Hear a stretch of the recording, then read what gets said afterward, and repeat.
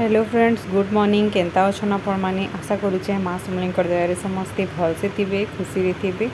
आमे भी समस्ते भलसे अच्छु। आज सकालू मुझे यहाँ सब काम धाम सारी करी बाहरी गली से जगह की।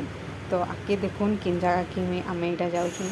आम पहुँची गला भूतापड़ा छक के इनु लेबर ऑफिस सामना रे ही अच्छे यहाँ ये क्लिनिकटा माने ये गोटे आयुर्वेदिक क्लिनिक है शुद्धि बोली करी। इनो सबू आयुर्वेदिक मेडिसिन माने मिलसी।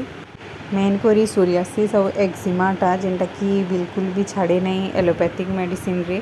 आउ जेनटा एलोपैथिक मेडिसिन रे नहीं छाड़ी सेटा भी आयुर्वेदिक मेडिसिन रे छाड़सी।